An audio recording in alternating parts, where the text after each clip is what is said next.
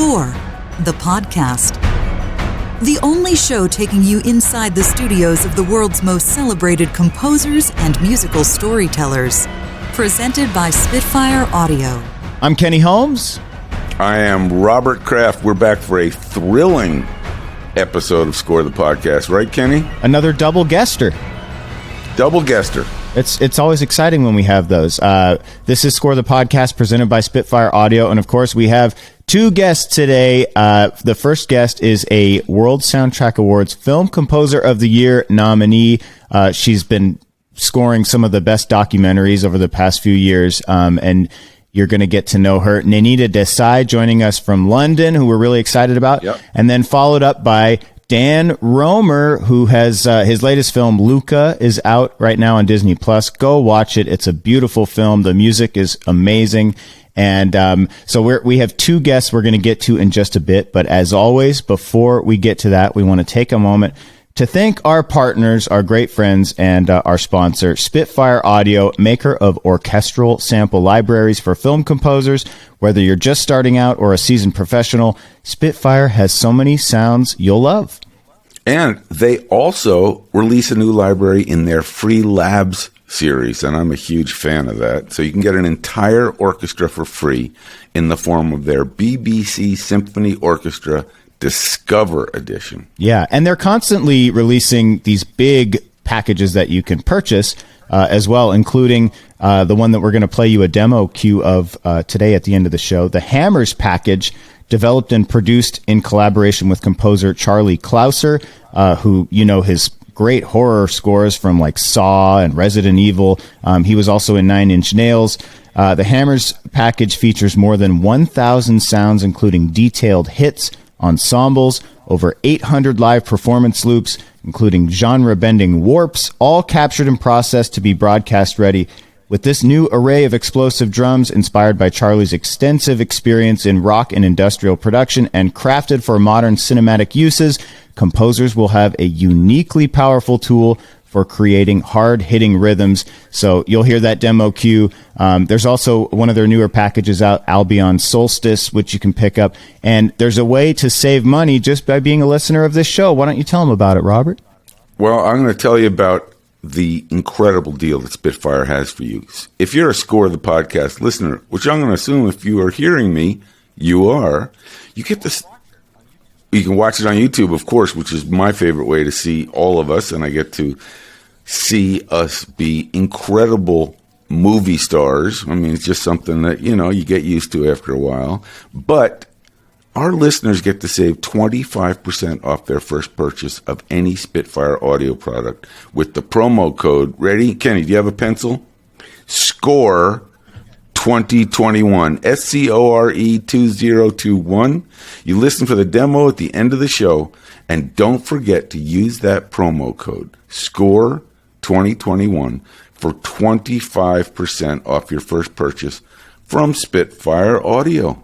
That's terrific. I wrote it down, and as we always mention, as the season gets closer to ending, which we're getting there, the promo code doesn't last forever. So if you're on the fence about getting a Spitfire package and you haven't done it before, go use the 25% before it runs out. Let's get to it. Joining us now, she's an award-winning composer of some of the most memorable documentaries of the past few years, like The Reason I Jump, For Sama, Persona, The Dark Truth Behind Personality Tests, and American Murder, The Family Next Door. She's also a World Soundtrack Awards nominee for Film Composer of the Year 2021. Please welcome Nainita Desai. Good morning. Good evening. You're in London, are you?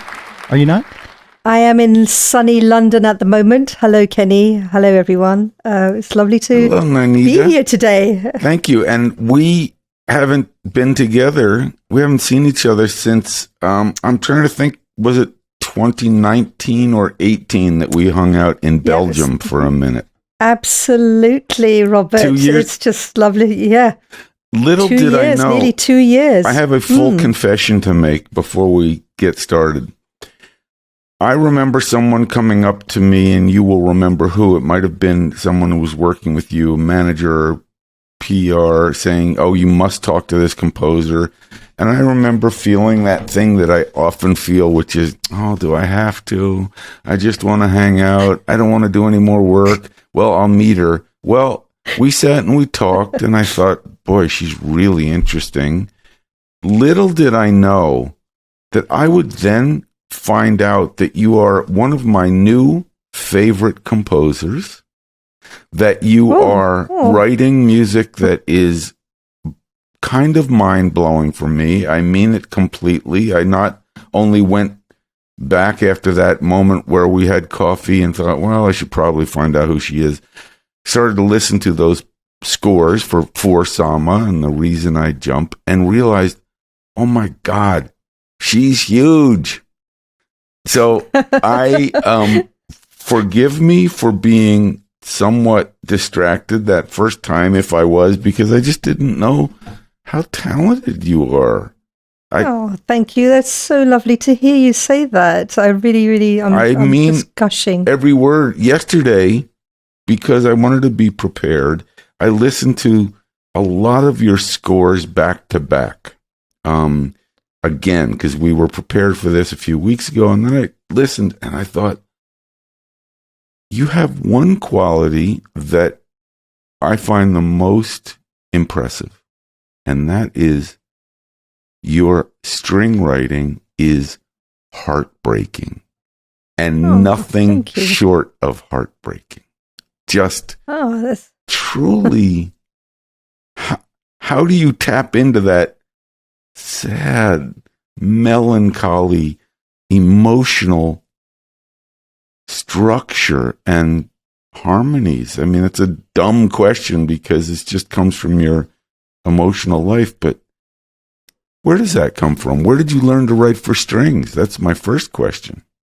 I'm so flattered. I can't tell you how much that means to me, Robert.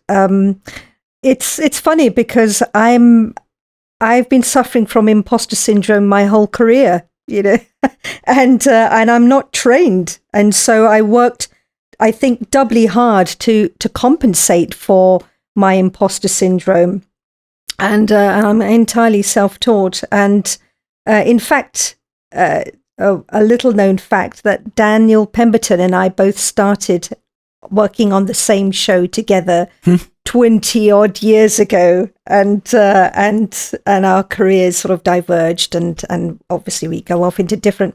It's called, in the UK, it's called the Lonely Planet Travel Adventure Show on Channel 4. It started off based on the Lonely Planet guidebooks, if you remember those. Yes, when we could go off the beaten track into little known corners of the world. And it was a great show because they had a different composer on each episode, and they tried us out. They gave new composers breaks. And before that, I'd been working for Peter Gabriel as his assistant music engineer. Really? And prior to that, I'd been working as a sound designer on feature films, working as part of big teams at Pinewood Film Studios and Twickenham Film Studios here in the UK. So I got a great grounding in all these peripheral areas because I suffered from imposter syndrome. I thought, film composing, that's a thing you can make a living out of? Nah, that's not for me. And yet music was I loved film and I loved music, and I went to film school to study sound design. And so I really got this grounding in all these different areas like sound editing, dialogue editing, sound effects, a little bit of music editing for Bernardo Bertolucci on Little Buddha and projects like that. And then I gave it all up. I got offered a job, 6 months paid work on this Kate Blanchett movie called Elizabeth. And I got this phone call. I really wanted to be a composer and work in the music industry. And I got this phone call that said, Nainita, do you want to be the dialogue editor on this Kate Blanchett film? I thought, how much are you paying me? Oh my God, that's amazing. And then, and I said, nope, I'm a composer. Thank you very much. Very Goodbye. brave. and it's like taking that leap of faith, that you have to do, I think. And in my head, I was a composer, but I was penniless. I had no money. I had no idea what I was going to do. So I sent this. I wanted to get into music engineering, so I sent this letter handwritten letter to Peter Gabriel, and I got a call from his studios a couple of weeks later saying, "Oh, we got this letter from you, Nainita.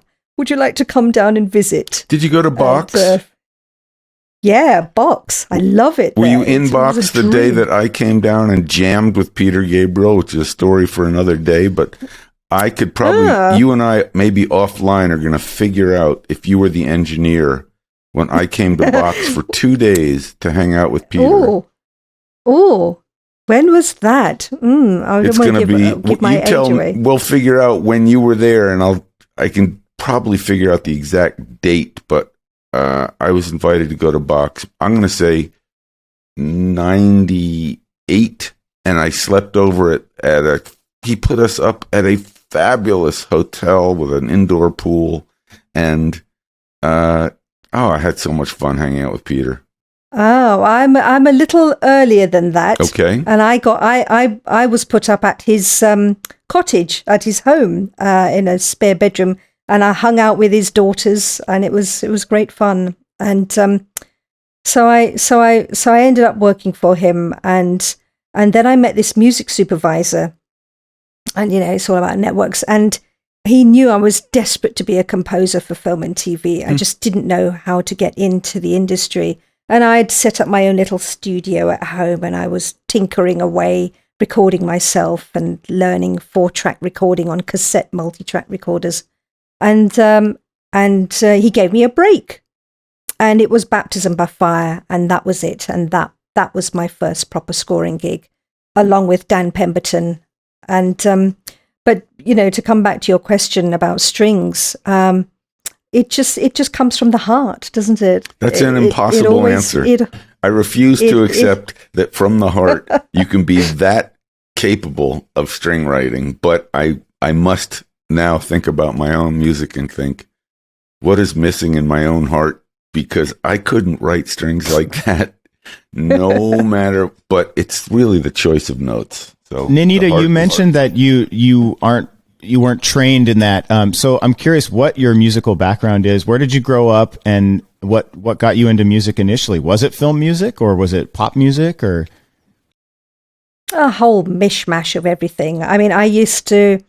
My parents bought this turntable, with this diamond tip that I wasn't allowed to touch, and they used to take me to the Harrods record department when I was really little, about sort of 6 or 7 years old.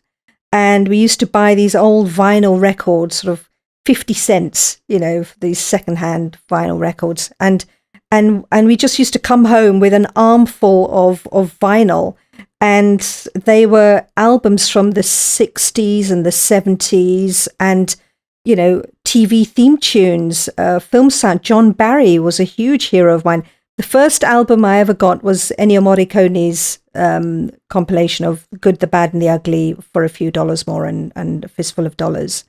And I'd never heard anything like it, and I recently had to study Morricone's music, actually, because I was asked to give a talk about his music for some reason. And so I've been diving into his life and work, and it's just been, what an incredible human being he was. And I'm so looking forward to the documentary about him that's coming out at Venice Film Festival soon. Oh, wow. Did you ever meet him? Yeah. No, I didn't. I really wish that my one musical regret, is that I didn't go to the Royal Albert Hall to see him conduct his scores about a few years ago when he came over. But sorry, I'm digressing. But are you a great reader, score reader? When you said you were, you went to Harrods and you listened, you bought those records and all that. Were you concurrently getting taught how to read music? No, I mean, I learned the piano at school, and I learned the violin. And I guess, I suppose, to answer your question, I have a sensibility of an understanding of string playing, but purely from an emotional level. And I learned the piano, but then at home, I went to a Church of England school. So I sang in school choirs. I sang in lots of choirs. I sang in Latin choirs and gospel choirs and, pop choirs, pop music. And I wanted to be a singer originally and have my own band and write songs, be a singer-songwriter. So I was really influenced by Tracy Chapman and the original Joni Mitchell, who just blew my mind. And I was a huge Joni Mitchell fan. And then getting into jazz and Nordic jazz and then film scores. And I used to listen to these film scores, and then that introduced me to the feature films. So, melodies were a big part of my life. I just sang all the time, and I'm still a hummer. I sing all the time, day and night. I'll watch a show, and even though I don't know the music, I'll be singing the counterpoint or the harmony to the score in the background, which drives my husband round. Oh, I'm so obnoxious in my house, just scatting around the house all over the place. Yeah, it's so. Yeah. So with moving forward in that and finding interest in all of this, though, you got into the production side of things and not the composing. So were you trying to get into composing and just saw an opportunity to get your foot in the door, or how did that transition happen to get into the actual working in film? I mean, I played various instruments, sort of Western instruments, Indian classical instruments, the sitar and the tablas. So I was really into percussion and rhythm as well. And so, it's the world of different musical cultures. It was all music to me. It wasn't, this is Indian music, this is American music, this is Australian music. It was all, just the sound. It was the sonics really got to me. So I was really interested in engineering, and I loved Daniel Lanois's work, and I was interested in record production and what production and all the 80s, listening to David Bowie and Michael Jackson and all these amazing pop records. What makes this sound so incredible, and the technology, and I suffered from stage fright, so I thought, well, I'm not going to be a singer, so I'm not going to be a performer, so I want to find out what goes on behind the scenes. And I remember off on a tangent, I went to film school to study sound, and I remember standing doing a night shoot as a boom operator, standing in the middle of Soho in November, pouring with rain at 4:00 in the morning, and my car had just been towed away, and that was like a light bulb moment when I thought, I want to be in a warm, cozy studio. I do not. This is not for me. Standing on location. Were there women composers besides Rachel Portman that you could look at as role models, or did you feel that was also an obstacle? No, there weren't. I mean, and I was always a bit of a tomboy, and I played with Meccano sets and Lego and getting dirty and just playing with cars and pulling things apart. And there were no female role models for me, I must admit, apart from Rachel Portman and and who else was there? Anne Dudley. Yeah. I really admired Anne Dudley because she managed to transcend all these different genres, from the art of noise with Trevor Horn and Bruce Woolley, and who became a mate of mine actually many years later, and then she got into film scores, and she's doing all this amazing, the Full Monty, and doing this amazing work. But I never saw myself from, I thought, well, I'm a woman, I can't do this, and I did have a lot of opposition. I had a lot of people who said, well, music is not a real job.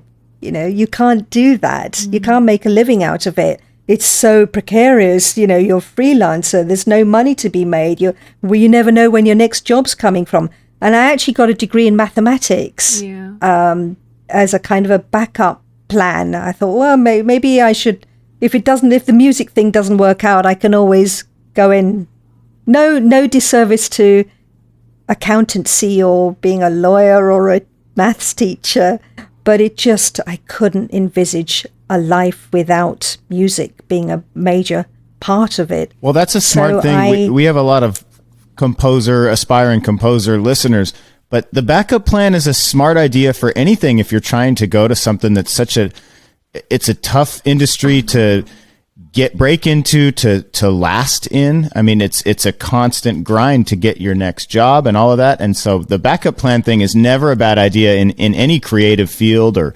professional sports, anything like that, where it could be a very short tenure, even if you break in. So I really admire the fact that you thought of doing that, because that's a mature decision to make at a younger age to do that.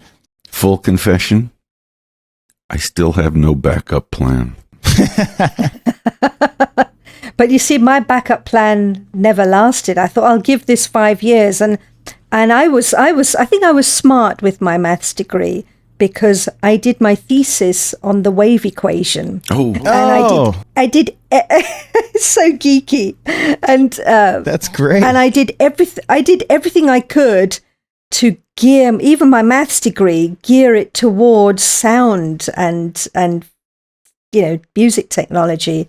And then I did lots of courses, and I did courses in photography and filmmaking, and I just thought, this is my world. I have to learn everything around the world, with sound design and music and all of that. And so my backup plan didn't work out, because according to my parents, I've never had a real job. Or it worked out perfectly. It's interesting to hear you describe all that, because I found online Nainita Desai's 5 tips for becoming a composer. And I wrote them all down. I thought they were absolutely fabulous. And the very first one is very, very important, I thought, which is you learn everything about film and TV. You watch as much as you can. You try and learn sound design and production. And so many people are so mono-focused on, I have to learn the ranges of a piccolo. Well, that's important. I can't deny it. But if you understand character, or you understand why Shakespeare is great, or you understand how lighting affects the drama, any of those things, of course, if you keep an open mind. And I think tip number 5 of yours is lifelong learning, which I also really love. It's what keeps our brains going. So when you're saying you were fumbling in a way to get towards composing, I think in retrospect, all of that added up to be such a plus. I really love the fact that you're that wide-ranging. I want to ask you a question. When you said you studied wave technology, formation, maths, in America we say math.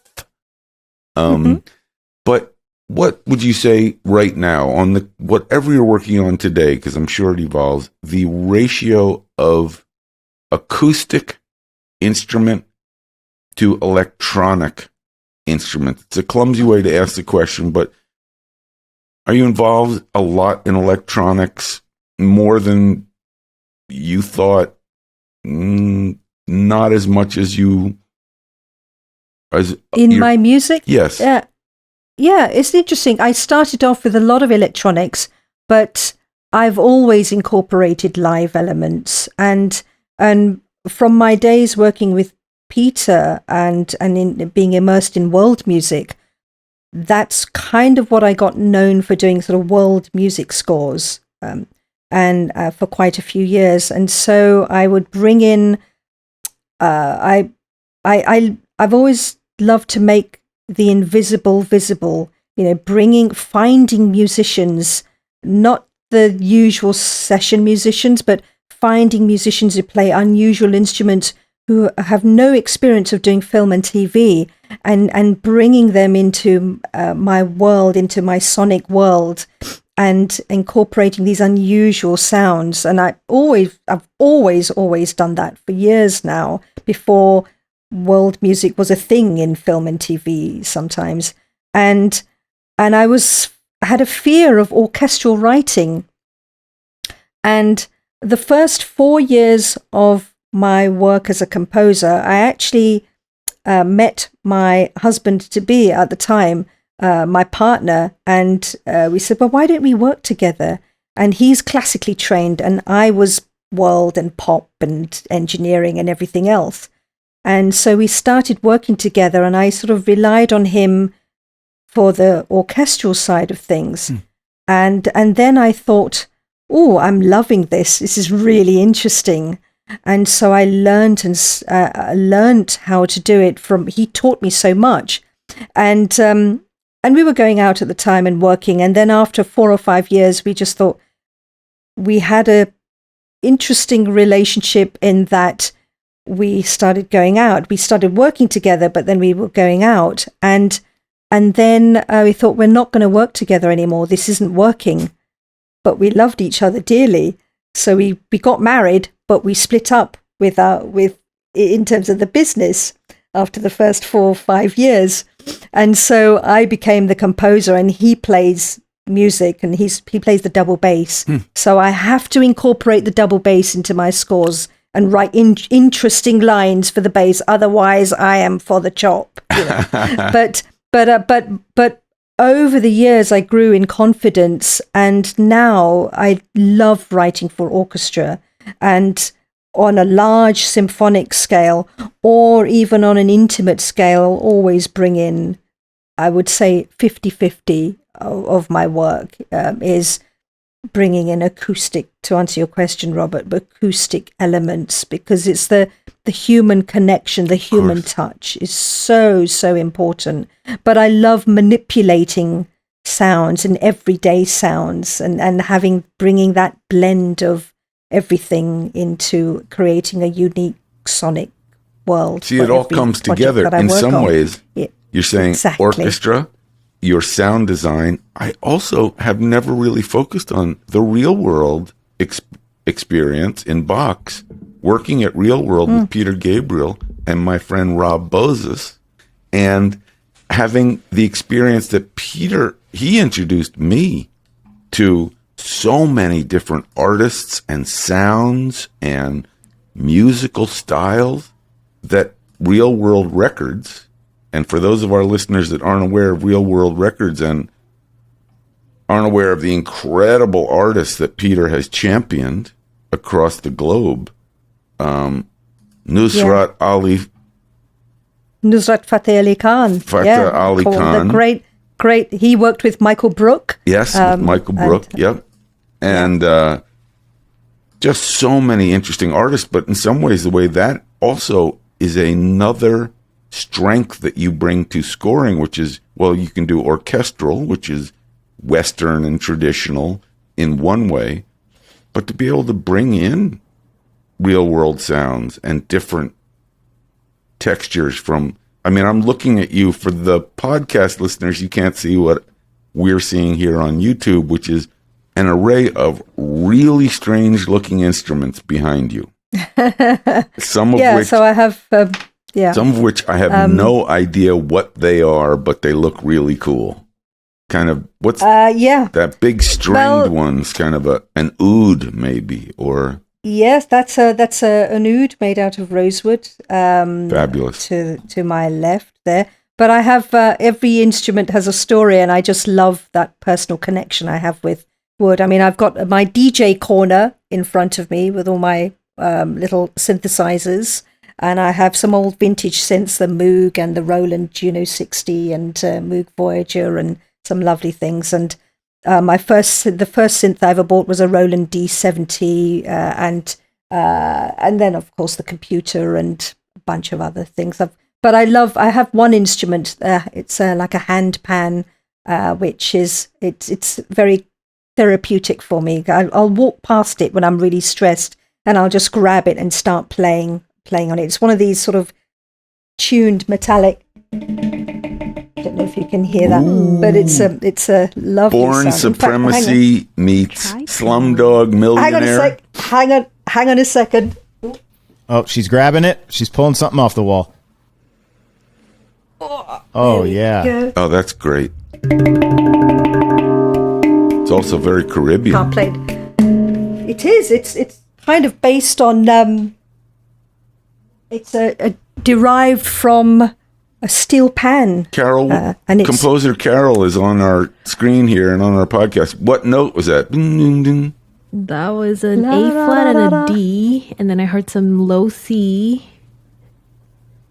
And that makes it I've a got really nice tritone and some beautiful... Eight notes. And I mean, I have to resonate with the instrument, and that there were 50 different tunings, and that was custom made for me, because it was you connect with the instrument. And I had to wait a year and a half for that. I was on a waiting list. It was really, really difficult.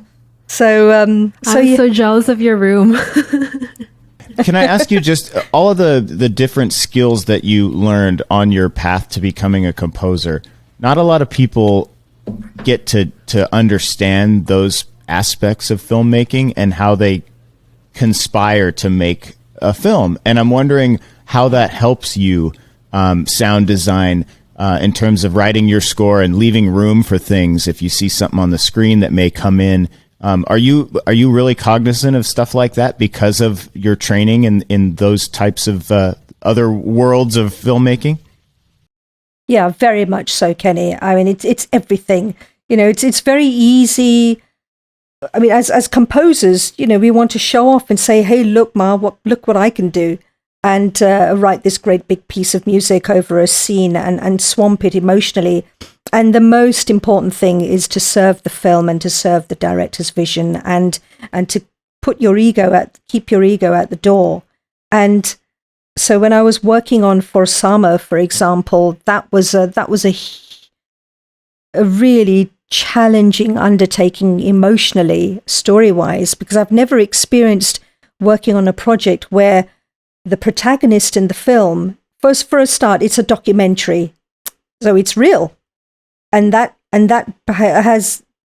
brings with it a whole load of baggage, because you feel that weight of responsibility on your shoulders of doing justice to the story when the director of the film is in the film and she's there, she survived this traumatic experience, and she's saying, "Nainita, I want the music like this." And I go, "Yes, whatever you want, of course." And the sound, having that background as a sound designer, telling stories through sound, whether it be, dialogue, sound effects, music, it's all part of this immersive, holistic experience of the audience's experience. So initially I wrote 80 themes that were big. The co-director, Edward Watts, said, "I want a score that's rich, Hollywood-like, like Catherine Bigelow's Zero Dark 30. And I thought, okay, fine. So I wrote a whole load of themes, big electronics, orchestral, bashing away. And we were editing for a long time. And then there was a pause in the film, in the editing process. And the film wasn't working for various reasons. And what they did was they found the spine of this film, which was this relationship between a mother and a daughter. And when they discovered that, the film became much more intimate, and none of the music I had done worked anymore. So we kind of went back to the drawing board. And for me, authenticity is incredibly important when trying to be true to the story and true to Wad's life story. So we looked at the landscape in the film, the soundscape, and we stripped all the music back. And we then created this blend between music and sound, and blended the music with the natural sound of the film. And that taught me so much. It sort of took me back to my sound design roots. Wow. And thought, you have to tell a story through sound. So sometimes, there was a scene where a car was driving through the city center of Aleppo, and the city's crumbling all around you with shelling and bombing going on, and you hear the sound of bombs going off.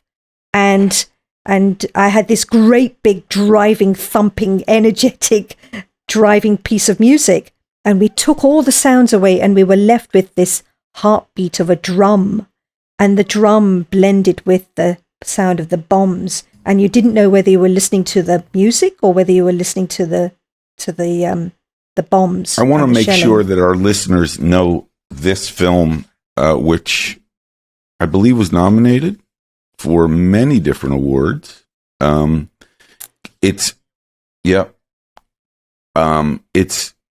I saw it probably right after you and I met, and because you had said, "Oh, I'd like you to see my new film," I thought, okay, another composer with another film. And then, just like I said, I went and watched the movie, which is called For F-O-R Sama, S-A-M-A, which is the name of a little girl. For Sama. I went and watched For Sama, and I can say quite honestly, it blew my mind on every level, and I recommend everyone who's listening to see that movie. It is a true masterpiece. Well, you didn't stop there. Yep. The Reason I Jump is crushing it, and as well. Let me get the exact title right, because I watched this a few months ago, and we messaged on Twitter a little bit. But American Murder: The Family Next Door, which is kind of amazing too. It's a tragic story about a family in Colorado, and I'm in the news world myself, and we deal with these real stories, and sometimes you want to, in a longer piece, you want to add music, but it's really hard not to choose something that's not the right music. We don't have the luxury of using composers.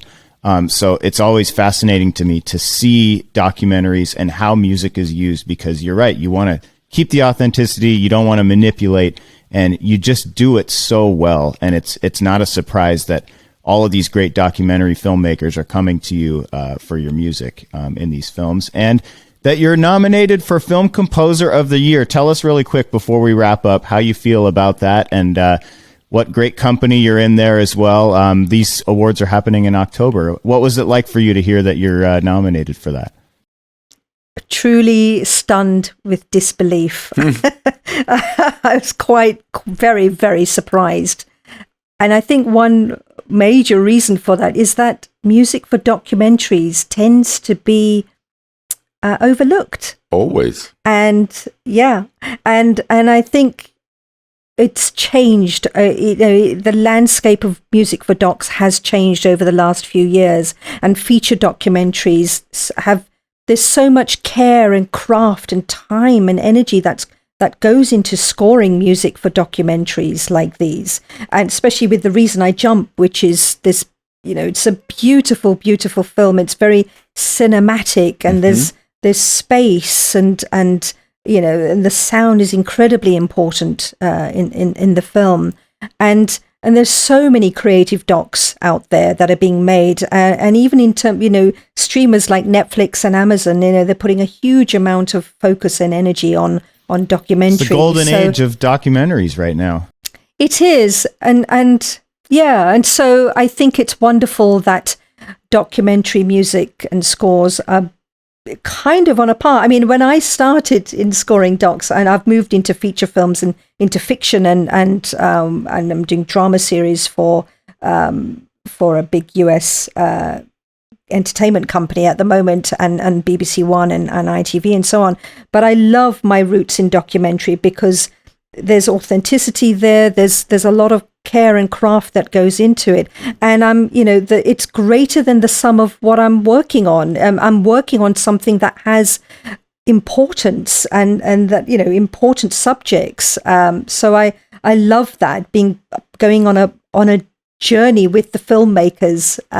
That means a lot to me, because it's not just about the music. It's about all these other issues and subjects and bringing that out to the wider world is really important. So being acknowledged by Ghent and the World Soundtrack Awards is a huge deal to me, because I know these fellow nominees create incredible music. So I'm just really proud and grateful that it's finally being acknowledged. You deserve to be in that group of incredible nominees. We're so proud to have you on this show, and expect to hear great things coming up.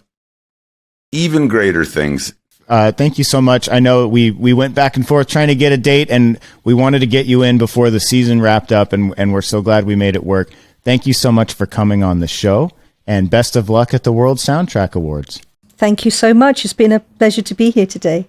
Thank you, Nainita Desai, for your music. We're going to take a quick break. Coming up after the break, more to come. We're joined by Dan Romer. Stick around. This is Score the Podcast. We'll be right back. Hey guys, it's Kenny. Back to the show in just a second. If you like Score the Podcast, you're going to want to check out More Score. More Score already has hours of content waiting for you. You can listen to interviews with composers Zach Robinson and Leo Bierenberg of Cobra Kai and Carlos Rafael Rivera, the maestro behind The Queen's Gambit.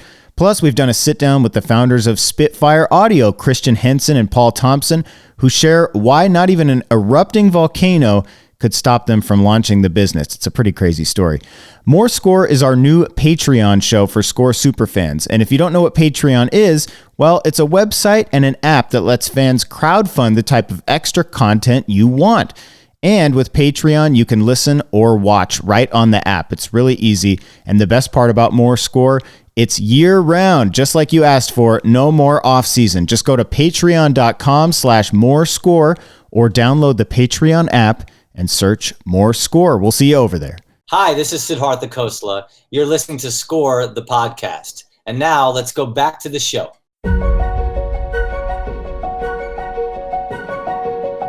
Welcome back to Score the Podcast, presented by Spitfire Audio. We're so excited. Joining us now, he's an award-winning composer and record producer. You know his scores from some fantastic films and TV series like Beasts of the Southern Wild, Beasts of No Nation, The Good Doctor, Rami, Maniac, Chasing Coral, and his most recent film, which is streaming on Disney Plus right now, Luca. Please welcome to the show, Dan Romer. Hey, Dan, how you doing, man? Hello, thank you so much for having me. I'm so sorry I moved a shaker during your intro. I was. You know what? We are a big fan of shaking things up soundtracks, and I think the only fair thing to do, Dan, besides welcome you and tell you how much we've looked forward to talking to you, is ask you a favor. Yes. Which is, would you mind picking up that accordion that you just moved and playing 3 notes on it? Yeah, he was rearranging the studio during the setup. A little live music that. to kick this off. Lift it up a little so we can see the beautifulness of it on the... Oh man, is that... Carol, you want to identify it? I'm thinking an F major 7th.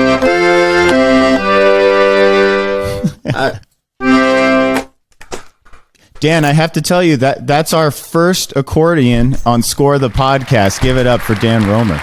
I think it's our first original cue on Score the Podcast. Hey, Dan, I'm going to kick it right off by saying that I watched this week, because I did a deep Dan Romer dive, which is a fun thing to say. I watched you play accordion in Ghent with the Belgium Radio Philharmonic. I was there. I'm a World Soundtrack Academy member. And you played a cue from our film, Beasts of the Southern Wild. And I thought it was an amazing thing. First of all, I just thought the combination of accordion and orchestra is incredibly interesting sound. But I guess my real question, and the important one, is how hard is it to travel from Los Angeles to Ghent, Belgium with an accordion? Actually, do you have to buy it a seat? We ask the tough questions on Score the Podcast. I imagine if I was traveling with an accordion, I would do that. They did rent me an accordion. I knew that would be the answer. Darn. Yeah, they gave me an accordion there, and it was a very flashy accordion. I don't know if it was in color or not. It was.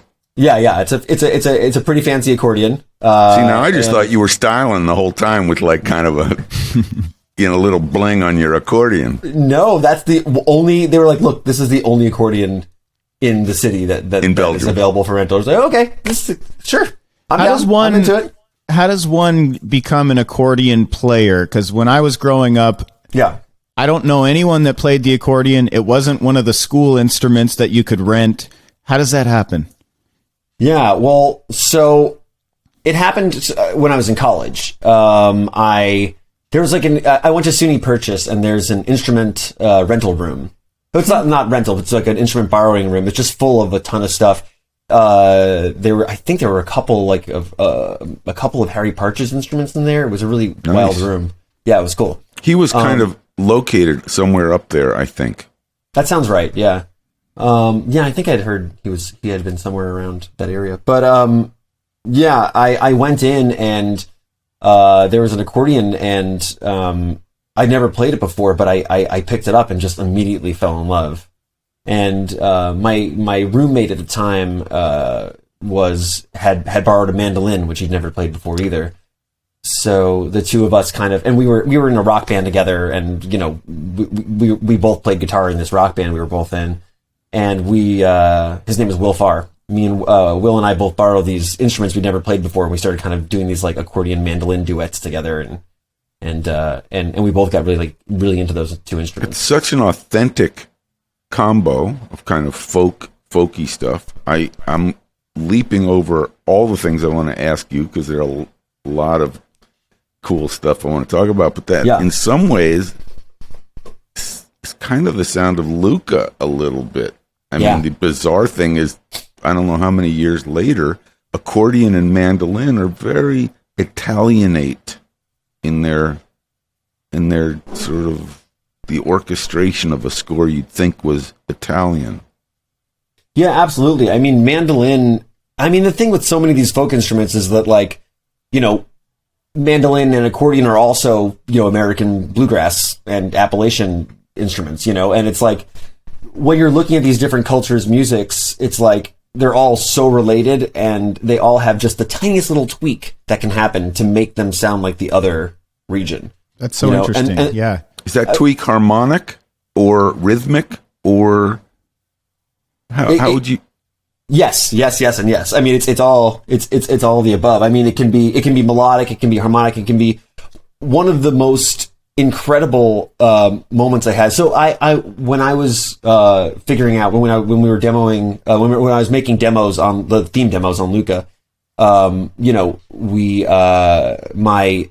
have a couple people I work with who are from Italy, and I can't remember if it was Josué or Lorenzo who said, when you're doing basses, when you're writing bass for Italian music, you're not allowed to repeat a note twice in a row. So in American music, in American like bluegrass or Appalachian music, he's grabbing an instrument. It's a guitar. It's a guitar for our audio listeners. Oh Jesus, this is so out of tune. Oh God. Oh, it's in some weird tuning. Hold on, my nylon's not in weird tuning. Hold on. Okay, we're gonna have a live tuning session now. This is really... No, it won't happen. Okay, there we go. Oh God. So, I just hit my frame drum. That was what that sound was. Nice. This is the frame. More music. This is the frame drum I used on Luca. Oh, nice. I think you got to bang on it. We got to get a lot of music out of you. We can get guitars and. I'm into it. I'm into making just doing some scoring right now. Let's do it. Kind of a Harry Partch. I feel like we're watching that. I feel like we're watching that Bo Burnham special right now. He's just running around grabbing stuff and playing. Yeah, the head is tunable, and with the weather, it goes every which way. You kind of have to keep tuning it while you're working. But yeah, that piece of percussion was integral for Luca for sure. So in American, country music and Appalachian and bluegrass, that kind of stuff, your bass will do a lot of like this kind of stuff.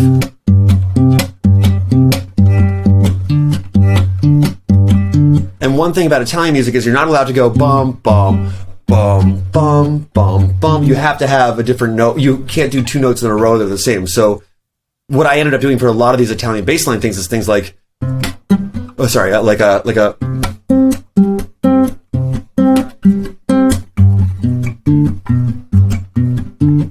So like the idea is like, or you don't even need to do the octave thing. Just going like, bum bum bum. Sorry, bum. Going down to the third on that. Bum bum bum bum bum bum bum bum. Avoids having to do that double note in a row. And it's like little subtle things like that. When it's like when you hear. That's lovely. Yes, and before you put the guitar down. Yeah. It's interesting that you're playing this in a kind of a two-step feel, because I noticed a lot of 3/4. Yeah. Kind of. Yeah. Let's talk about 3/4. A lot of, you know what I found out? This is one of the joys of listening to a composer's opus. Yeah. Is that Dan Romer likes 3/4 time for cues, and they work really well. And it's not always the same kind of 1, 2, 3, 1, 2, 3. It's different ways of expressing 3/4, but man, does it work. And I just started to realize, I don't know whether it was Beasts of No Nation or Beasts of the Southern Wild or Luca. God, sometimes the coolest cues are in like waltz time. Why? Yeah. Yeah. Well, this is definitely something we can talk about. I mean, almost every cue in Beasts of the Southern Wild is in waltz time. Almost every cue that you can feel a rhythmic pulse to it is in a waltz. No, that's not really true. There's a lot of it's in waltzes.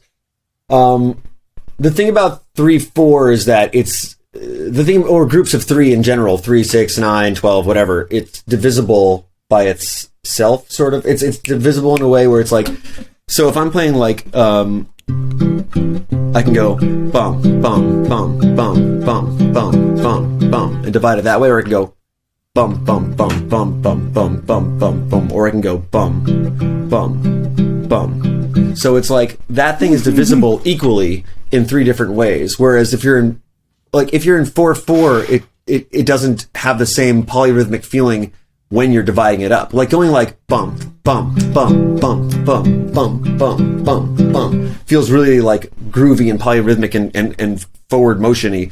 Whereas no matter how many times you divide up 4, bum, bum, bum, bum, bum, bum, bum, bum, bum, bum, bum,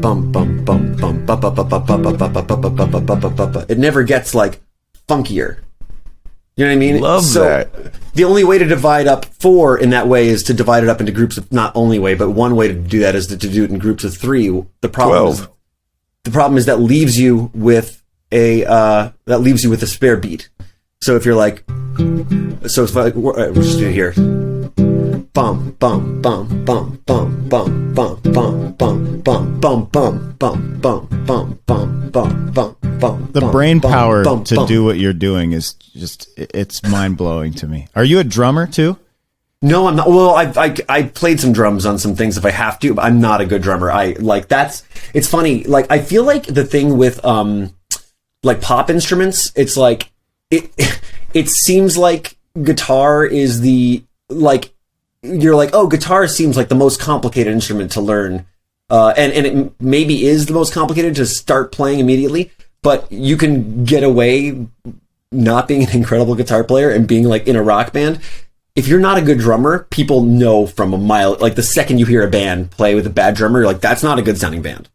Like you can have a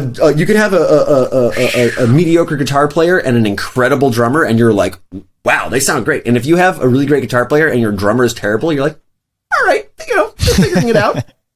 It's so fun, accurate, and interesting to hear. And last night I read about Steve Jordan, one of the greatest drummers on the planet. He played with Rolling Stones and everybody in the world, and is actually replacing Charlie Watts. The Stones are going out on tour, and he talked about exactly that he would sit down in different bands and they would all turn around the minute he started playing and go, geez, our band has never sounded this good ever. Yeah, absolutely. So what's really interesting when you say about you're not a drummer is I watched a little clip of Beasts of No Nation being recorded by you, and you kind of play drums on stringed instruments. Yeah, you actually created and bow. Yeah, You're and bow. I playing thought that bows was on fabulous. guitars and drums on violins. And where did that? First of all, I want to say to our fabulous audience, Beasts of No Nation, among many of the films that Dan has scored, is an incredible movie with Idris Elba. Really different from Beasts of the Southern Wild and really different from Luca. So, Dan, you are scoring just this incredible range of stories. How did you end up doing Beasts of No Nation? And how did you end up thinking of that idea with the stringed instruments? Well, so the idea of the string instruments kind of came from Cary Fukunaga kind of brought up to me. He showed me a track of just someone playing just rhythmic Colenio on their violin, just going like muting the strings and just like, and it was like, this is and he's like, I love this percussion sound. I love whatever's happening here. I love this. And I was like, this is really cool. But I do think that like this could get, after a certain amount of time, this sound could kind of get like a little bit like repetitive, or it's kind of one dimensional. Like, only how long can this sustain us for? And then I got the idea of like, what if we had multiple instruments that the Colenio was on? What if, like, I want you to pause and explain to our audience what Colenio means. Oh, sorry, and right. who Carrie is. Okay, right. Sorry. Is that voice leaking in? Can you hear that person downstairs? A little bit, Yes. yeah. Okay, hold on. If it's Ollie Hammonds, please say hello. It's not Ollie. It's actually it's Patrick Somerville, who's the showrunner. Patrick wrote Maniac. Was the writer on Maniac. Nice. He's a brilliant man. You can bring him on if you want. Tell him you're doing a podcast and. Are you regulating via text right now? I am. Nice. No, sorry about this, guys. We are Score the Podcast. We embrace. It's so damn live, you guys. It's so kinds of live It's taped, shit. but it's live, you know? So you were going to tell us what Colenio. Okay, so Colenio means with wood, with the wood of the bow. So Damn, the most musical episode yet. Well, I have no violin or viola here, but if you're He's got an acoustic guitar in violin position here. This is great. when you're playing Colenio, you're like, it's like that. So the thing is, if you don't mute the strings, then it's like this. You don't want that. When you're doing Colenio percussion. It's been a hard day's night. Exactly. So you're just like this, and you get different sounds for different parts of the neck. You can kind of mute it in different spots, and it'll take on different sounds. And right now, it's not terribly different from where you're muting it, honestly. But yeah, like, so, Wait, can you do a Jonesy thing for us? One Sigur Ross vibe of drawing the bow across a guitar string. I can try it. I've actually never tried bowing a nylon string before. I was going to say, even though it's an acoustic. No, I mean, Beast of No Nation is like so much bowed guitar.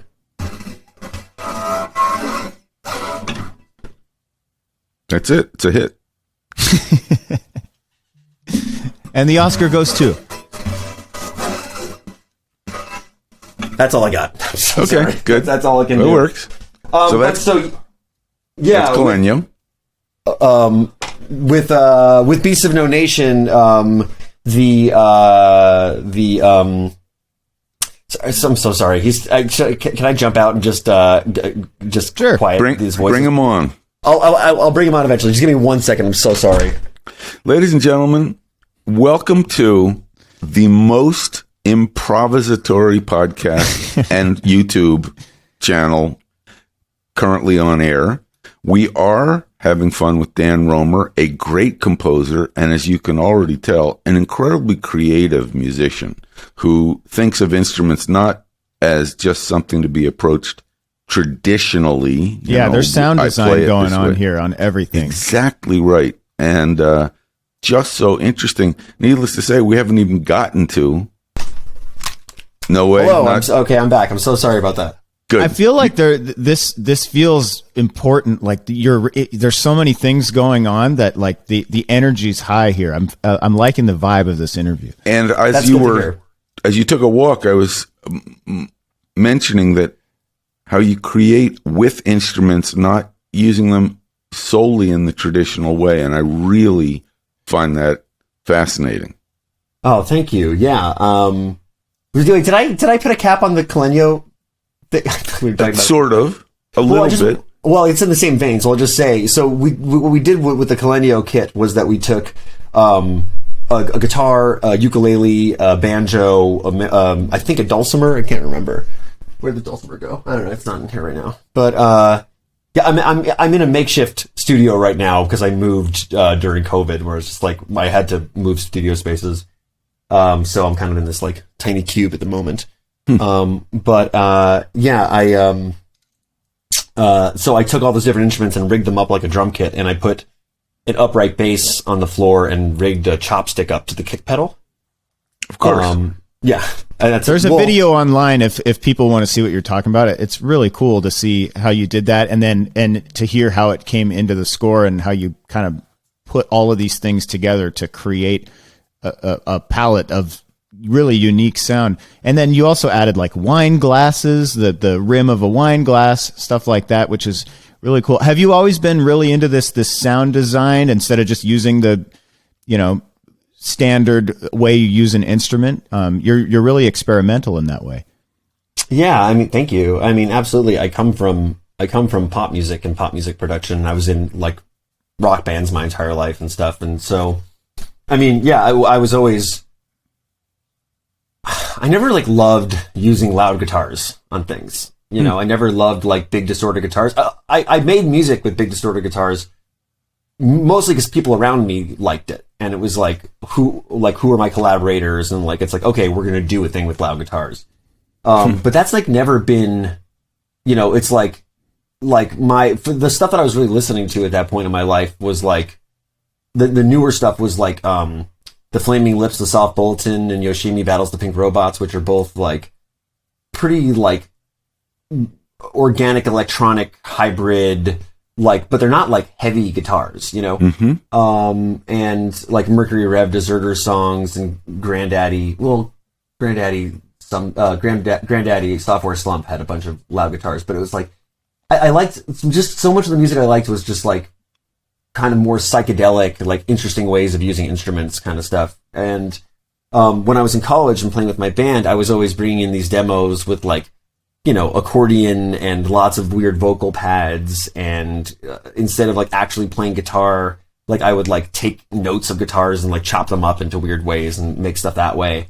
And then we would get together as a band and then play it as a band, and it would become this like rock thing. But that was never what I like really intended to make with music. And then, I feel like if I keep going, I'm just going to tell my entire history of. That's what we're here for. Please do. We want to know. I mean, I'm hanging on by a thread here because I want to know what takes you from that. Which is I was going to say, it sounds like you got bored with the regular pop music and film music was just calling your name because of the experimentation that's allowed and the creativity that you can't really do in the regular pop world without freaking somebody out. Did that happen? Did you hear one day, Dan? Yeah. Dan I did. From film music? Sort of. Well, okay. So this is, that's kind of what happened a little bit. So yeah, I never intended to make film music. That was never my intention. And when, I get the question, fairly often, I want to be a film composer. What do I do? And one of the first things I always say is just learn to be a musician, learn to do every single part of the music process, and don't look film scoring in the eye. Like, just do everything you can musically. And if someone asks you to mix their record, do it. If someone asks you to arrange horns for their record, do it. If someone asks you to do ambient music for an installation, do it. Like, whatever, like, if you just say, all I want to do is score films, or all I want to do is score video games or TV, those jobs aren't everywhere, especially for an aspiring composer. So you've got to kind of figure out your jobs, and then everything. And what might happen is you might not become a film composer. You might become an incredible horn arranger, or you might become the number one installation art ambient person. Who knows? Like, you can't. I feel like if you say, this is what I'm going to do, because I just wanted to be David Bowie. That was like that's what I wanted to do with my life, So if I just said, no, all I want to do is be a rock star, then I don't know what I'd be doing right now, but I just love music. As a thing, so I think it's a lot better for your life, for your career, and for your creativity to just say, I just want to be a musician and I just want to make things, and it'll happen however it happens. I can't control that, really. It's just going to happen, and I'm going to do my best whatever I can. So you're not David Bowie. So how did film music find you? Because you weren't trying to find film music. Yeah. So, well, I think I should rewind to when I was 16. I was at LaGuardia, the Performing Arts School in Manhattan. I grew up in Brooklyn, and I had a teacher named Rob Apostle, and I had been teaching. I'd been kind of teaching myself music theory since I was like 12. My guitar teacher gave me a copy of The Circle of Fifths, which I didn't understand, but then I eventually, like, that moment in my brain went off that, you know, with music theory, I think it's a thing where it's like all of a sudden out of nowhere you're like, oh my god, I get it now. Okay, every C D G C chord, you know, G major, C major, D major is not like the most unique chord progression in the world. It's the same as A major, D major, E major. I just thought that every chord had its own thing, and then you find out one day it does. But, like, you know, it's like you spend years of your life being like, oh no, okay, it's all about, you know, scales and diatonic stuff, and like how you know, all these chord progressions are just the same progression in different keys, and then you slowly kind of learn, no, a G minor chord actually has a different feeling from an E minor chord, and it resonates into the heart and soul of our being as creatures. But like before that happens, you're like, okay, so, you know, that moment goes off where you're like, oh, that's what a key signature is. That's why this is this way. That everything's just the same, you know. And then, so that had happened in my brain, and I was like flying through music theory stuff. And, you know, in the classes, I was a vocal major. I was singing opera at LaGuardia. So, you know, the kids in my class, a lot of them, there were far, far better singers than me, like no comparison. But I got into the program because I knew music theory. I could hold a pitch, you know, but the main thing was that I knew music theory. I think that was the main thing. And so, I was like, you know, so I was obsessed with it, and I was talking to my teacher, and I said, to Rob Apostle, I was talking to him, and I was like, hey, I'm not getting enough out of these music theory classes I'm in right now. I want a higher level of theory. And he was like, all right, well, I can just start giving you, like, we can just start working together, you know, and I can just start giving you Bach chorales to analyze. Well, he actually said, do you want to go classical or jazz? And I said classical.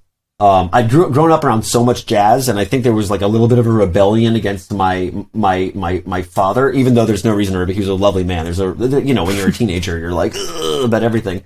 And I was kind of like, jazz is my dad's music. I want to learn, you know, classical music, which is, I mean, but so I got really into Bach chorales. Rob showed me, you know, how to do the analysis on them, and I became obsessed with them. And there's like lots of photos of when I was 16, me, like, they look so pretentious now. I mean, they looked so pretentious then, I just couldn't see it. But it's like a bunch of friends hanging out at a party, and then I'd be in a corner with like a suit jacket on and like a pencil analyzing Bach chorales. Way. It's so silly. Mm-hmm. It's perfect, though. Wow. It's just perfect. I wonder where those friends are now. They're, you know, face down in the gutter, and you're scoring Luca. But please continue. Some of them are, yeah, some of them have. They're at that same house party, and your chair's empty. One of them, well, one of them was the producer of Beast of the Southern Wild, and one of them, and one of them was, what's his title? He's like the head of special effects, I guess, on Beast of the Southern Wild. But so, yeah, we really remained a tight family, a lot of us. But so, you know, I had learned 4-part voice writing, and I learned music theory, and where I learned what music theory I knew. And so then going into college, I went to college for record production, and it's really like pop music arranging is the real kind of thing. I guess. Real quick, did you go to college for that? Were you wanting to be a pop record producer? Like, was that the goal? Yeah. Well, just to be clear, when I say pop, I mean like the pop music, meaning music that we listen to on recordings with people singing. Radio. Yeah. So record like labels. When I say pop music, I'm talking because you're really into classical, and then you go take a pop course. I'm just curious, like where that pivot happened, where you decided like I'm more interested in Christina Aguilera instead of Beethoven. Yeah. Well, okay. A couple clarifying things. So first of all, I wasn't really into classical music. I was just studying it, you know. Like I was I was mostly at that point listening to, Flaming Lips, Mercury Rev, Belle and Sebastian, the Magnetic Fields, like all like you know, what we were calling indie rock at the time, which I think has a different meaning now. it used to mean band on an independent label, and now it's just a Sonic thing, I think. Right. Yeah. But so, yeah, I was listening. Well, and Flaming Lips were an indie band. They were on Warner Brothers. And they still are, I think. But so. They've got the indie vibe, though. It's more of a yeah, vibe. but it's like, what is? Yeah, I know. It's just like, what does that mean? Like, what does it mean to like have like an? It's like if you have money behind you, it's like you're not. If you have a major label behind you, you're not indie rock anymore. You're not an indie. It's like a craft beer getting bought by Budweiser. It was a craft beer, and then now it's on the major label. And it's like Searchlight that made Beasts of the Southern Wild, and everybody goes, "Wow, that's so cool!" It's a Searchlight movies, and well, Searchlight's owned by 20th Century Fox, which is owned by Fox Entertainment, which is media behemoth. But it's a great corporate way of saying this is our low budget alternative experimental division, when in fact, as we all know, but I diverge, and we're on the cusp of learning what happens when you're in college majoring in record production. So yeah, I mean, my intention wasn't even to be a record producer, although I did a little bit of that here and there. Like I had a Tascam 4-track. I'd record some friends' songs on it. Most of my own songs I was writing. And that was my intention, to just be able to record my own songs really well and to get access to the studios. I had checked out Berklee School of Music, but at that time, A, it was very expensive, and B, at the time you had to be an instrument major before you were a production major. I think now that's not the case anymore. Pause for a moment. Let us ask a Berklee graduate who is on this screen with us. Carol, do you have to be an instrument major? I auditioned as a piano player and then later on declared film scoring and music business. But I think that's the case still till this day, where you have to audition as an instrument player. Though, don't you have a kind of business track at Berklee that you can take, or a that's what I did. Production track? Yeah. Yeah. Okay. So you passed on going to Berklee, which would have been a whole different route for you. You went to SUNY Purchase. I did. And somewhere in there, somebody said, "Do you want to score major Hollywood motion pictures?" No, that's or not not. what happened. No. So I just played in bands and produced bands, and played songs with people until 6 a.m, partying all night and stuff, and had an amazing experience over there. And then at the end of my experience there, my friend Ray Tintori, who I've known since I was 7 years old, called me, and he was like, "Hey, will you score my senior thesis film?" And I was like, "I've never scored a film before." And he said, "That's okay." Well, I'd already met him because so Ben Zeitlin, the director of Beasts of the Southern Wild, he was in a grunge band called Sorry Porkies when he was in high school. And that band had then in college stopped having him as their singer, and then became a band called Skeleton Breath. And they were like a prog, they were like a violin prog rock band. And I produced their record in college, and then I met Ben through those guys, because one of those guys ended up scoring one of Ben's shorts, and that's how I met Ben. But so when I was talking to Ray, I said, I don't know how to score films. And he said, "Well, you remember Ben? You met him at that session. He doesn't know how to actually make music himself, but he can show you how film music works." And I was like, "Cool." So he put me and Ben together. So Ben and I spent like 10 days scoring this short together. And, it really was at that point Ben like directing me as a composer, being like, "Okay, try this kind of thing," and then like getting ideas together. But we weren't really writing together yet. And then that short went to Sundance. It was called Death of the Tin Man. And it went to Sundance, and, we were all like, it was like such an amazing experience, all being like 22 years old and having a thing at Sundance, and we were like, a bunch of us were out there, and it was so fun. And then didn't it win? It won the prize, didn't it, for short film? It won an honorable mention. It didn't win like the prize. But then Ben made his own short that was like a 20 to 25 minute long short called Glory at Sea. And so Ben asked me, "Will you score that with me?" And Ben knew my string work because one of the things that I was doing was I was working with a lot of singer-songwriters and doing a lot of string arrangements for them, because I knew how to do 4-part writing from the Bach. So I was doing all these like string quartet things for different artists, and Ben had heard that I was doing that, and he was like, "Oh, you know how to write string quartets?" Well, he's like, "Will you do this film score with me for Glory at Sea? This time we'll like actually write it together. I have a lot of ideas for pieces of music, and then you can like flesh them out into like bigger orchestrations with the string quartet stuff." And so we got together and we were making that. We scored that film together, and that was, we really became like brothers during that process. And then he asked me 3 years later to score Beast of the Southern Wild, which was my first feature. Can I ask, did he ask you to score it or to co-score it? To co-score it. No, I just wonder that seriously because, that was a Fox film some way, and I inherited that, and I always wondered, as I often do, was the director truly a co-composer? Was he musical? Were you the brains of the operation? And, I just wasn't certain how that relationship, until this conversation, how that evolved so that he had co-credit, when in fact you've gone on to this fabulous composing career. Ben is just a director. He's not going on to also compose, if I'm not mistaken. No, well, okay, so I will. So what I'll say is that Ben has made an incredible musical journey over the last 20 years since I first met him, and I don't think that he would get upset if he was sitting there and I told you he was tone deaf 20 years ago. He couldn't hear a pitch and sing it. The only way that he could write really was sitting at a keyboard, like picking out notes one by one, and he would only do it in the key of C.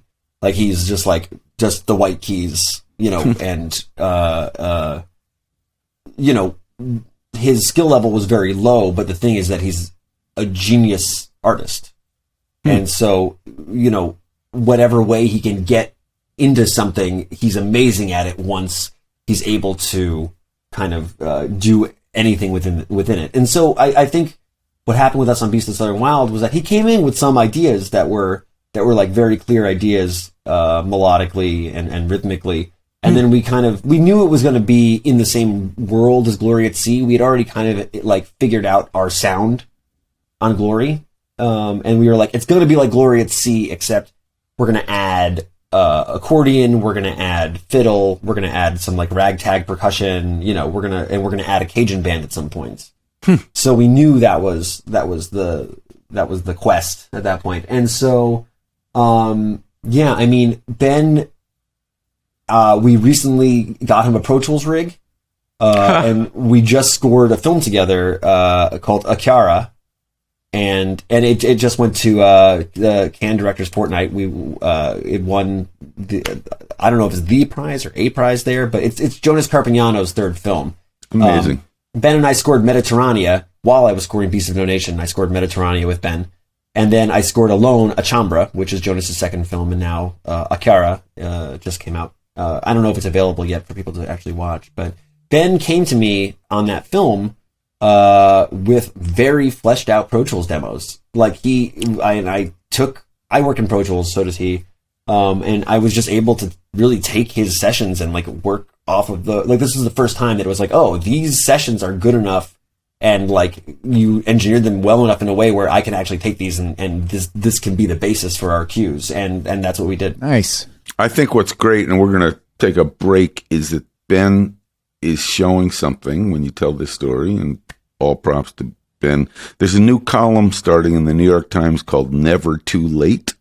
I read about it this morning, which says, in all of our lives, you can start to learn things that you think you couldn't learn. To hear the story of a director who was tone deaf, who 20 years later is bringing Pro Tools cues to a composer, is inspiring. And on that note of inspiring, as our conversation has been inspiring, we're going to take a break for just a minute and then come back with Dan Romer telling us tales of beasts.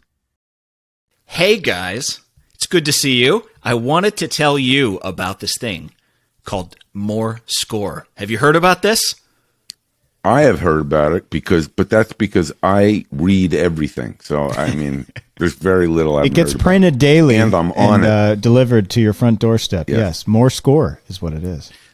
It's our new Patreon show, and all of our listeners can go check it out. We're putting out episodes all the time, and you're probably wondering, what's Patreon? Have you heard of Patreon Could you tell before? me? Rob, I'd be delighted to tell you. Patreon is a website where our fans basically can crowdfund and tell us the type of content that they would like us to be able to go produce. So we've been going out and doing interviews with people. Obviously, we've interviewed you both directly there, and a little bit about your lives and the people who you've crossed paths with, but also Carlos Rafael Rivera of the Queen's Gambit on Netflix, and the guys from Cobra Kai, which it was kind of cool. We found out that when we recorded with Chris Beck for Score a Film Music Documentary, those guys were just getting coffee. They might have offered us coffee. I think Zach said they did, I think. And it was great coffee, which was a great sign for their futures. Yes. I remember that, and he actually told me that his career has been completely downhill since that moment. But that wasn't in the interview, so it doesn't count. If he said anything of the sort, then it wasn't on the record. Okay, Zach, sorry, man. But we're putting these episodes out all the time. More Score. How do you get to it? You can go to patreon.com/morescore, or download the Patreon app and search More Score. Oh, of course, here's my alarm going off right as we're recording this. That's because it's so exciting. You've like set the alarm off. This is like these little reads that we're doing right now for More Score we're going to do a couple of them, and our listeners can collect them all if they aren't hitting that little 15. You should make an button, NFT out of them. Yeah, I was going to say you can make a non-fungible token out of a More Score read. Yeah, we could do that. We do have an official season 4 Score the Podcast NFT that's now available. We have one for each season, not for each episode, but for each season. So if anyone out there, but. We're getting off track. More Score is on Patreon. It's you can go to it, patreon.com/morescore. We're putting out episodes all the time, and it's extra stuff. It's stuff you won't hear on Score the Podcast. Access to different people, interesting voices. And for your support, we have these perks too. So you can get a pretty cool little collector's t-shirt that we're putting out now. This coffee mug that's pretty cool. Has all the kind of our orchestra instrument look on it. It's pretty cool stuff. So you can support us there. Patreon.com/morescore. Hi, this is Patrick Doyle. You're listening to Score the Podcast. And now let's go back to the show. Welcome back to Score the Podcast, presented by Spitfire Audio. We're here with Dan Romer, who's in a toy box full of musical instruments at his disposal at any point. What's immediately to your right now? What do you have there? A punch drive. But nice. Also, which can be an instrument. There you go, a tambourine. Good. Yeah, you got to have multiple tambourines because you never know, which one is going to be the right one, and you can combine them to a certain extent. But this is the tambourine I've been using mostly. This is what I used on Luca, because I can't really play it, so I just kind of like put it in my lap and play it that way. That seems to be the way I can get the best rhythms. I've never heard anyone. This is historic. I've never heard anyone say they can't play a tambourine, and so I think we've just made history on. I felt like that was the instrument they give you in like 4th grade when the teacher's like, "That kid's worthless. Give him the tambourine." Well, all you have to do is shake it. No, but Dan's right. Tambourine. But then there's elevated. Obviously, there's in Roma culture, in a lot of cultures, the tambourine player has a very important job, and it's a much. That was more of a shot at me than there's professional tambourine players. No, in my 5th grade band, I had a 5th grade band. We pretended, but Nicky, the kind of coolest 5th grader who we put in the band because he was cool, we gave him a tambourine because he couldn't do anything musical. So Dan, I wanted to say about tambourine is that if you it looks easy, but then even just going taka taka taka taka taka taka, just doing that, like someone like I remember I was in a band, and there was a bass player from another band, and I was like, yo, dude, can you just jump in? We really need, because it was this beat that was like a cha cha cha cha cha cha cha, kind of like Motown style beat. And I was like, can you come in and give us a checka checka checka checka checka checka on the accordion, because the beat doesn't sound right without those 16th notes. And he's like, yeah, no problem. I was like, you've played tambourine before? He's like, yeah, I got it. And he just came in and was like, checka checka checka. Oh God, it was like that. It's not the easiest instrument in the world. I absolutely feel you on that, and you're 100% correct. And I have been the tambourinist in some lame sessions and found out exactly what you're saying, which is internal rhythms and getting them straight. Not so easy. And I'm holding my hand up. I've ended up sore at the end of a tambourine date because there's more. Those are muscles you're not normally working Ladies out. and gentlemen, revelation of Score the Podcast. There's more to tambourining and being a tambourinist. I take it all back. The fifth graders, they go on to be the most talented. Dan, what we're also seeing, and which is really interesting to me, is you have gone from what can only be described as the film music analog to some of those bands, Mercury Rev and Flaming Lips. Beasts of the Southern Wild or Beasts of No Nation, these are as close to kind of indie film vibe. They're not the major motion picture, and yet I see you gravitating towards and being, of course, now in demand for what can only be described as some much more mainstream pictures. Pixar being exactly an example of that, even though you maintained a very wonderful indie approach. But do you feel that that's where your career is starting to gravitate towards, which is mainstream Hollywood?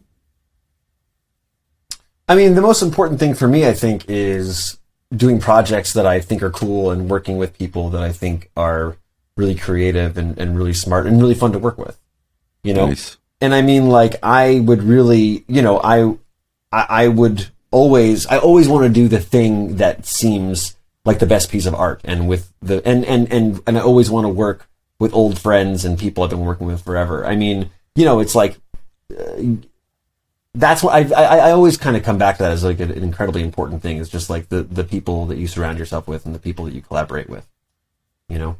Well, your path is exactly what you were saying, right? It's like you weren't set out to be a film composer, but all of these tools and skills that you developed doing other things come into play, and you go into film music and you hit it out of the park. So after Beasts of the Southern Wild, what happens? Are you now like, I'm Dan Romer, the film composer, or how did you continue on? Did you want to keep doing films? Was that just a fun thing that you wanted to try out? Like, how did you move on from that? And what do you consider yourself at that point? Are you a record producer who scored a film, or are you now a film composer who's looking for more gigs? Yeah, I moved out to LA. So I lived in Brooklyn my entire life, and I moved out to LA when I was 29 years old, which was when Beast came out. And I came out to LA to become a film composer. That was the plan. I'd only scored one film, but I said, this is, you know, as when you're an artist, you get pigeonholed very easily. And at that moment, I was kind of like, if I'm going to get pigeonholed for something, I would much rather it be something like Beasts of the Southern Wild than anything else. So I was like, I'm going to go out to LA. I'll go, you know, try to do more stuff like that. And I got out here, and, you know, it took some time to start scoring more films. I mean, if you looked at my IMDb, you'd see, like, you know, there's a gap between, you know, 2012 and 2015 or something, you know? We met right in that moment, and I can't remember. First of all, where were you? Where was that studio? I came to visit Park. Yeah. Yeah. Can I ask, when you come to LA and you're trying to be a film composer, what do? What, you get to LA, are you knocking on doors? Are you trying to get meetings? Like, what's your mindset, and how do you approach it if you don't know this world? You didn't grow up with a family in Hollywood or something to kind of show you the way to get yourself out there. And this is still probably not quite social media, like networkability time. What do you do to get your name in people's Rolodex? Yeah, I mean, yeah, my parents are both teachers and political activists back in Brooklyn. I definitely didn't grow up in Hollywood. Yeah, I mean, I had a manager. I have a manager. I've had the same manager for the last 11 years now. And I had signed on with an agent. So, you know, I had the team in place. It was just like an issue of, you know, when you have one film, and I do think that I've been told similar things about this, about like not jumping, just taking things step by step by step by step, where it's like I had scored only one feature at that point, you know, and it was a feature that got like a ton of recognition, you know, but if I had scored a bunch of movies before that one that hadn't done as well, then I would have had a massive catalog to draw on and be like, hey, look, I can do this kind of thing, I can do this kind of thing, and people can look back through the stuff and say, oh, the guy who did Beasts of the Southern Wild also has done like an electronic film, has done this score, has done this weird score. There's just so much stuff there to look at. But I had come to the table with like, I have 2 short films and I scored Beasts of the Southern Wild. The 2 short films are very much in the same realm, and I produced a bunch of pop music. And it's like, what that leads people to say is, well, we love Beasts of the Southern Wild, and you know, but we don't want a Beasts of the Southern Wild type score on our film. Right. You know? And so do you then say like, well, let me demo, let me show you, or is that just tough news and you keep going for the next? Because it's very, like you said, it's easy to get pigeonholed and you don't really have anything else to show. So what do you do in that situation? Yeah. I mean, honestly, I think people are much more likely to say, well, I know this person can do it, rather than having someone who they're not sure can do it demo. You know, I think they feel more secure saying like, well, this person's delivered 40 feature films, and like this kid seems like creative and scrappy and cool, but like we don't really have evidence that they're going to deliver, you know, and film scoring is such like a responsibility job versus record production. I mean, not that you don't have to be responsible as a record producer, but I feel like it's like film scoring is so much like delivering things that people want by a certain time. And it's like, there's a lot of schedule stuff involved and a lot of like, you know, really showing up. And I feel like the record production world is a bit more wild, you know? You know, I feel like they really need to see that you're responsible going into a film score, you know? And I feel like, you know, at that early time when you're a kid who has only scored one thing, it's like, it's hard for people to say, yes, get this person and everything.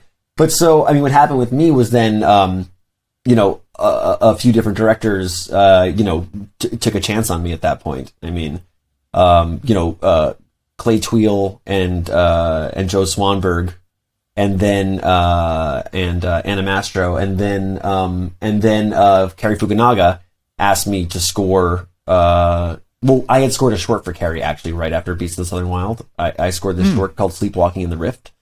And so we'd work together on that. And then he was like, hey, we got a composer already for True Detective, but, I would love you to come score, this film Beasts of No Nation. And so, so that was like really my first, film that people that got like wide recognition after Beasts of the Southern Wild. And then that score is so different from Beasts of the Southern Wild, even though they both have the word beast in the title, their scores are very different. And then, you know, I think that was the moment where it was like, oh, okay, I can do electronic stuff as well. And then when I got the gig of scoring Far Cry 5, the 2 references for them were Beasts of No Nation and Beasts of the Southern Wild. And they were like, what if you take like the banjo / guitar stuff of Beasts of the Southern Wild and put it over the ambient kind of like dark, you know, droney Beasts of No Nation sounds. And that's how I kind of ended up doing that gig. Yeah. The Far Cry 5 score is terrific, by the way. I was going through it and listening, and it really is so different. Some of the cues are like these dreamy, beautiful, like I'm picturing the landscape of, you know, wide open Montana trees. And then you got these electronic, pumped up, energetic, intense cues. When you get into a video game, like what were you most surprised by, in scoring a video game? because you have the cinematic scenes, but you also have that like never ending loop of music that you can't drive someone crazy with, but it has to be good. Like what was the most surprising thing for you when you jump into doing a video game versus the film and TV you've been doing? I don't know if I'd say that anything was particularly surprising. It was definitely like it's very different from scoring a film or scoring a TV show. It's more similar to scoring a TV show probably than a film, because just the sheer amount of music you need to make, but yeah, it's interesting because it's like you don't want to reuse beds on a video game. You don't want to like reuse. So it really is, you're just creating so much new content, because it's like on a TV show, you might have some similar sounding cues here and there, but those cues aren't going to get looped, whereas in a video game, like if stuff's going to be looped, it's like, you got to make every cue sound pretty different from each other. But yeah, I mean, I don't know what I would say is surprising or is what was surprising about it, but I loved it. Is it something that are you still going after video games? Is that something you want to keep doing, or does it matter to you? It's just as long as the game is cool. Yeah, you're into it, I guess. I think that's the main thing. It's like, for me, it's not like I have a specific, genre or a specific medium that I am going after. It's like I just want to do things that I think are beautiful. Love that. And what I am really inspired by is the creativity. That's what I dig so much. And it's really, I think what's so interesting, something you just graced over, which is, well, from 2012 to 2015, it got quiet. I think that's a really tremendous challenge for any artist, particularly somebody who has to rely on the gigs from outside. If you're a poet, 2012 to 2015, you just sit and write poetry, and maybe you'll get published and maybe not. A film composer has to wait for the call. And a lot of film composers get discouraged or depressed. And I don't know if that happened during that time. I know that certainly has happened to yours truly, certain times where nothing was happening. I thought, oh, this is it, man, end of the road. Did you ever think end of the road? Or did you say, I'm on it? No, I absolutely thought a few times I was like, maybe I just wasn't cut out to be a film composer. Maybe this is just not the life that I was meant for me. And I mean, in that time, that was when I was like, I think that's definitely when I produced Say Something, the Great Big World track. And then I did Shawn Mendes, Treat You Better a little bit after that. So I kind of really went back into pop music for a lot of that time. I remember I was demoing on a lot of commercials at that time too. So it was it was commercial work and producing pop music and really not scoring that much stuff. And then it was really it was around 2015 where it started being okay, I did Beast of Donation, and then I had I had films at Sundance every year starting around 2015. Nice. And then that's also around when I got my first TV shows, which were Joe Swanberg's TV show Easy. Cool. And then my first, but that show was really more like a group of short films. So it wasn't which I loved doing. It's schedule wise and just process wise, it wasn't the same as other TV shows. And then Atypical was my first TV show that was okay, this is how this medium works. Got it. Well, I remember, and I think just before we wrap this up, because we've taken a lot of time out of your busy day, you and I had a conversation about, I'm guessing, 2 years ago, which I don't know if it's a comfortable topic. That's a big pre-production, but I congratulated you on some news. And you said to me quite presciently, and I'll never forget it because you're just so smart about these things. And I thought, I didn't expect that response. I said, man, congratulations. I just heard that you've gotten this amazing gig. And you said, not so fast to me. Let's see. And I thought, Well, that's a very sophisticated composer to know that it ain't over till it's over. And only the top guns have that experience. I mean, what's interesting about today's conversation is you've said things that I just treasure. Never look film composing in the eye, you said. And take it step by step. You don't make a leap. I mean, this is like film music 101 advice. But I think this experience that we're talking about is also an experience that film composers don't realize is what gives you your badge of medal, your medal of honor that says, I've survived and thrived. Easy to talk about, not your favorite subject. Moving on, what do you think? Yeah. I think you're talking about No Time to Die, I think is what you're talking about. We're talking about James Bond. We have a lot of our listeners who are aspiring composers, working composers, and there's a ton of glitz and glam on these conversations, but there's also the reality of sometimes the vibe isn't there, or the studio wants to go a different way. What do you like for people who are listening when those situations happen and you get a job and then you're replaced? Like, how does that shape you moving forward? Because you didn't stop.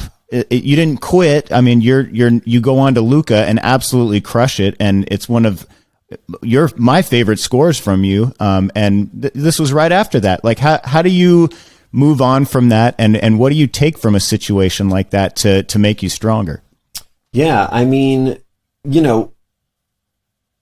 that film was essentially just when I was working on it, was just me and Cary Fukunaga, my dear old friend, working together like we always have, like we did on Maniac, like we did on Beasts of No Nation, and Cary and I are going to continue to work together in our lives. I love him with all my heart, and I think that whole situation was really amicable at the end. I think everything nice is totally, yeah. I think everything. I mean, everyone's got stuff they got to do in their lives. Everyone is trying to do the right thing, and here I am. It was, yeah. I mean, you can't let that kind of stuff, stop you from being creative, in many other ways, And so, I mean, yeah, I'm not. I can't remember. Was it tough? I mean, it seems like it's tough to talk about, but like, does that fuel you? Does that drive you? Because sometimes you hear, people at the highest level of everything. It's like that's the moment where you said, "All right, I'm going to go on to the next one and show you how good I can be." Yeah, I mean, at the end of the day, you're an artist and you're making art, and when art is put in front of you, you never say like, oh, I had this experience on this thing and that's going to affect me, and this. You say like, this is this thing, and I'm gonna do it. The same way I would have done it in any other part of my life. I will say, it's interesting. It's like I do now, Robert, to attest to what you were saying before. Like, I don't announce a job generally until like right before it's coming out, and the Bond thing leaked. Yeah. So, and it was like, all right, well, this is leaked. I'm not going to like deny it for I'm not going to like now have Instagram posts in London for the next 6 months and then be like, I don't know what you're talking about.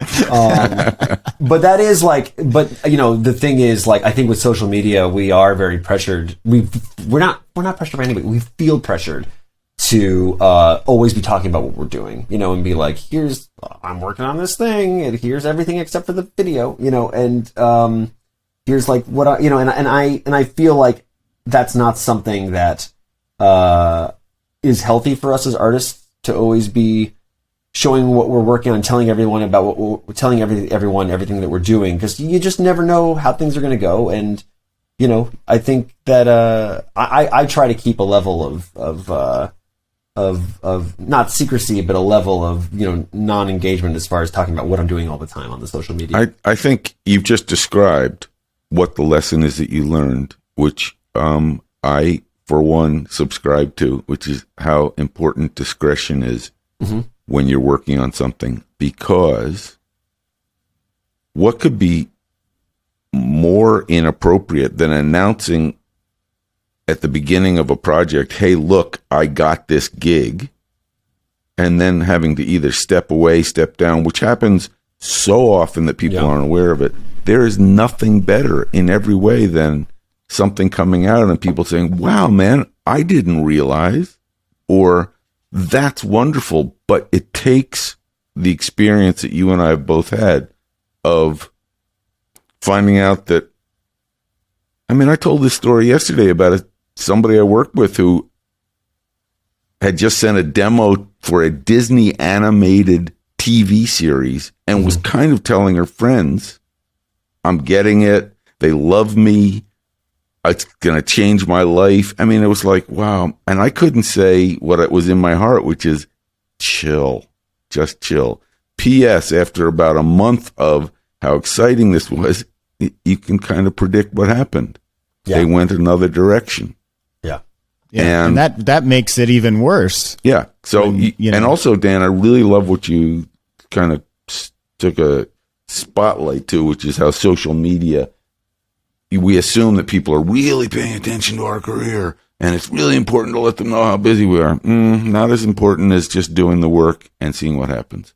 But I'm excited to just have this opportunity to talk to you. I know that you were very busy today. Before we close it up, can you tell us a little bit what you're very busy with so we know what to look forward to coming up? Anything without revealing exactly what I just said, which is... After we said, don't tell us what you're doing. Yeah. What are you working on, by the way? Well, I honestly, I would, I just spoiled it by telling you whose voice you were hearing. So yes. Yeah, I am working on Patrick Somerville on his new show, Station 11. Nice. Wow. Yeah. That's thrilling for a lot of reasons, but one of them is I love that book. Yeah, it's gonna be great. Love that book. Yeah. And I kind of heard they were going to make it. It's a series, not a film, correct? Yes.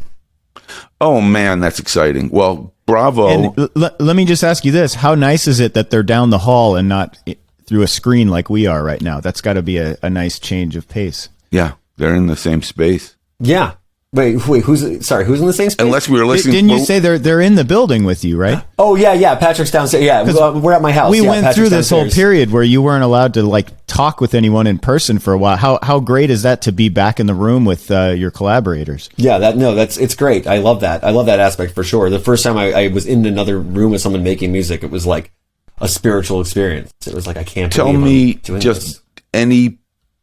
any forecasting for when-ish Station 11 would be on our small screens? No, I can't give you... Thank you very much, ladies and gentlemen. News break. Dan Romer says he doesn't know when it's coming out. We'll put that out. I can only tell our audience and tell Patrick that you have one fan who will be there the minute I loved the book. The book is so on time for what we're all going through, which is really amazing because I read the book 3 years ago, maybe before the current situation. And so I think about it, and I think in bringing it full circle, it will be very curious to see for this story and the period that it takes place in, what styles Dan Romer will choose to articulate the narrative and the characters in the book to express the station. Will it be one of the instruments he showed right here? Yes. On Score the Podcast. Ladies and gentlemen, you heard it first. There will be tambourine in one cue on the Station 11 score. We're now revealing. So much tambourine. Okay, good. So much tambourine. That's the tambourine. Dan Romer, thank you so much for coming on the show. Really quick, a reminder to our listeners, you can follow us. There's a number of ways. Twitter, @Score the Podcast. Instagram, @Score Movie. Facebook, Score, a film music documentary. And don't forget to subscribe on Patreon, patreon.com/morescore. It's our new show, exclusive interviews, exclusive merch, stuff you can't get here on the show. And stick around after today's show. We're going to play you a clip from Spitfire Audio so you can hear some of the different sample sounds to elevate your music. Robert, take it away, man. I would only suggest to everyone who's just enjoying an hour with Dan Romer, if you haven't, go watch his films and listen to his scores, because Luca, it's so good. We are really lucky to have him as a guest. Dan, it's lovely to see you, and I'm just thankful that you found some time for us to share this conversation. So, ladies and gentlemen, we will see you next week with another amazing episode of Score the Podcast. 2 weeks. Thank you, Carol, Dan. 2 weeks. Thank you so much. Thanks so much for having me, everybody.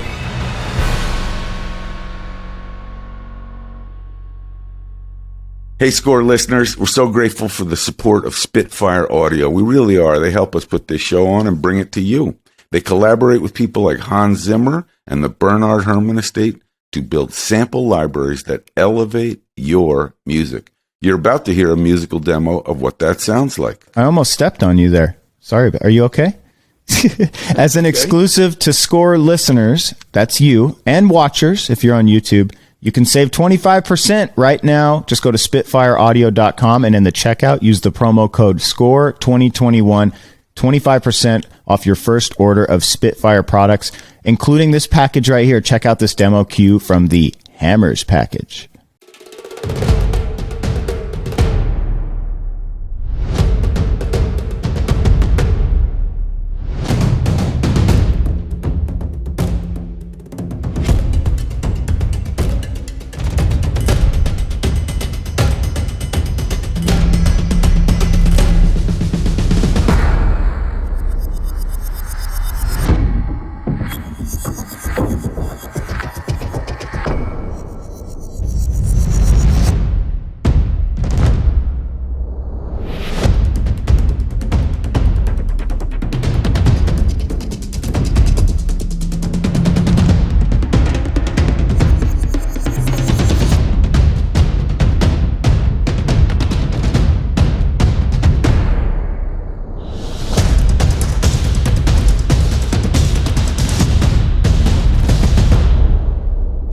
Again, just go to spitfireaudio.com, use the promo code SCORE2021, and you can save 25%. We will see you in 2 weeks right here on Score the Podcast. Until next time.